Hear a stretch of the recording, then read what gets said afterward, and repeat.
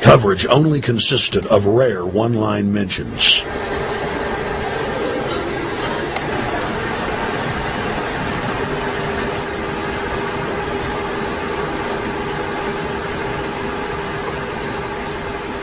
With the rise of the alternative media, their stranglehold on information has begun to slip.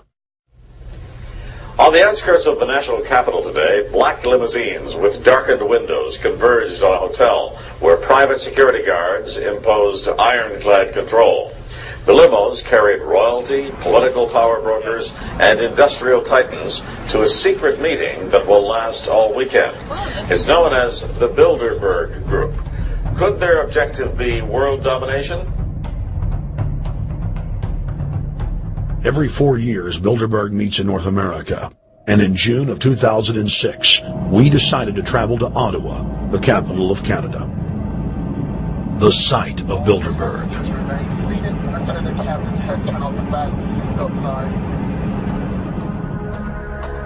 In Bilderberg's long history, many reporters attempting to cover the group have been harassed, detained, and even jailed. I jokingly reassured my cameramen that the horror stories we'd read about were probably exaggerated. I was wrong.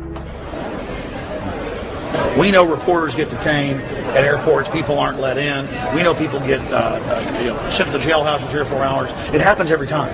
Well, it happened to Alex Jones this time. They admitted Bilderberg that they'd had pressure put on them by the government to heighten security, and that's why all this happened. Yes, I was told that by 2 separate people. They scoured our records for hours yesterday and hours today, trying to find something on us, and of course there was nothing. It was just scary. I mean, I've been all over the world, and I've never seen anything like this. It was like hours of humiliation. And they said, "What are you here for?" And I said, "Well, I'm here to, cover the media, covering a political event. I hope to talk to some members of Parliament." I was answering all the questions. It was clear I wasn't a threat. It was clear I didn't have any criminal record. It was clear I was pressed. It was clear I was coming to interview people. They were going to deny me. They told me earlier that I was probably going to be denied, and then you guys showed up, and everything changed. So what's your plan now?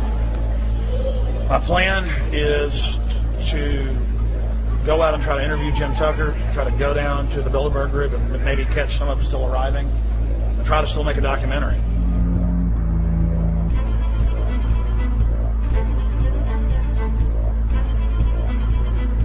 So instead of being here at 8 a.m. in the morning when the Bilderberg Group attendees, the 100 elite of the planet, start showing up, we're going to be in here about 3:30 or so, and we'll see if we can catch any of the elites coming in.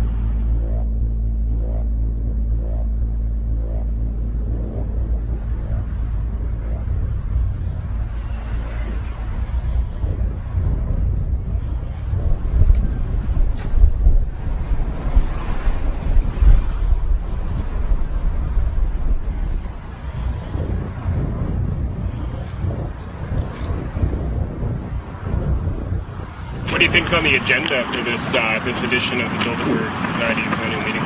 They're debating the attack on Iran. They're talking about how to take out Hugo Chavez. They're talking about how to get their American Union in that destroys Canadian, U.S., and Mexican sovereignty. So we're talking about the death of Canada is what's happening in there right now. The death of your sovereignty is happening in there right now. CNN has even reported that these individuals have put out the policy reports through the Council on Foreign Relations that writes their scholarly white papers to end the United States, to end Canada, and to end Mexico. About 10 have come in. They've been coming in slowly in typically big black cars with what appears to be bulletproof glass, and we've got a few pictures of some of the people. We're being kept well back from the building by an awful lot of security people, but there'll be more security as this thing develops. Again, just a reminder to stay off the property, okay? I am. This is the line. We checked with the city. Thank you. Yeah. Okay. Yes. The ex-president of Ireland? Maybe? Okay. Danny will know. I came here from upstate New York I booked a room way in advance. When I checked in at 10 o'clock at night, they told me I had to be out at 8:30 in the morning. And so, of course, I complied to what they wanted. I wasn't happy about it because I had been tired. I drove quite a long way. Then I went down to have something to eat, and I just saw a bunch of security here, and I was wondering what was going on, and I asked questions, and they said that they were having a wedding or they were having some sort of reception. So I decided to ask a couple more questions because I thought it was kind of weird. And then I saw them from my hotel window. They were in the back with flashlights looking at the trees, looking up through the trees, and they were also in front of the hotel combing. It looked like combing the hotel. So I kind of was wondering what was going on, and I left. I got up this morning. I checked out. And then the fellow that I spoke with, the last fellow I spoke with, said, well, you'll know all about it in the newspaper. Well, I didn't have to wait because there was a group of people out here telling me everything that was going on. And they're not fooling anybody any longer when you've got this many cops, you know, and detaining Alex Jones at the border.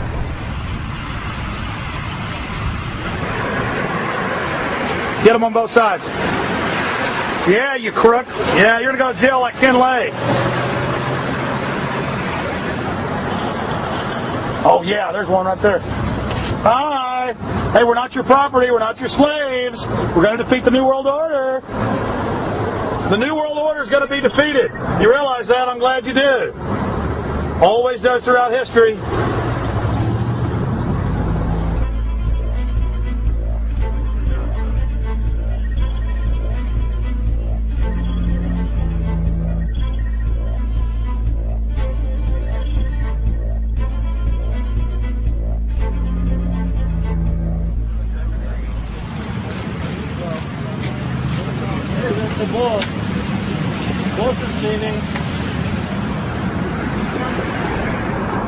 Etienne Davignon is the honorary chairman of the Bilderberg Group, as well as the head of its steering committee. The committee he heads selects and invites each year's attendees. In the last decade, the list of attendees has been leaked to reporters by moles on the inside. Veteran newspaper reporter Jim Tucker has been covering the Bilderberg meetings for over 30 years and has physically attended more than 20. We traveled back to our hotel to see if Jim Tucker received the 2006 list.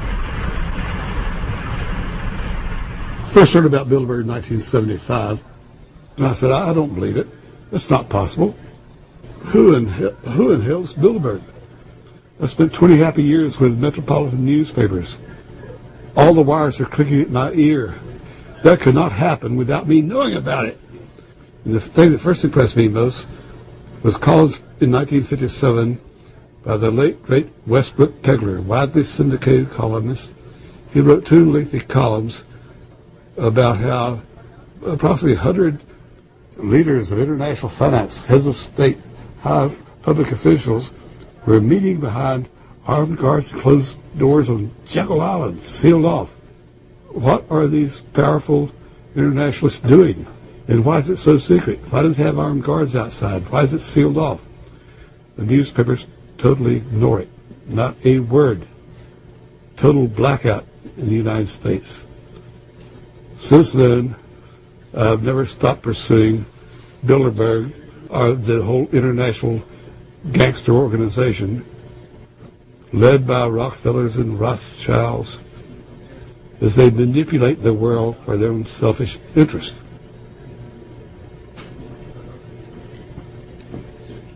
Jim, you've been waiting on the list. You normally get it on the first day.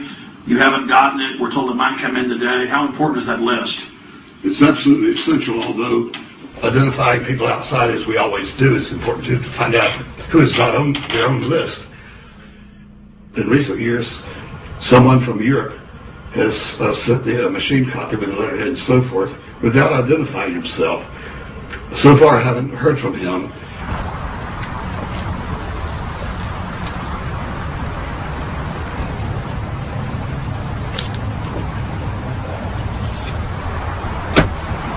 Well, Bilderberg assumed that name in 1954 at their first meeting as Bilderberg. At the Bilderberg Hotel. It's a little bit like Shakespeare's As You Like It. They say to Shakespeare, what do you want to call this book? And he says, As You Like It, meaning whatever you want to call it. And they thought it was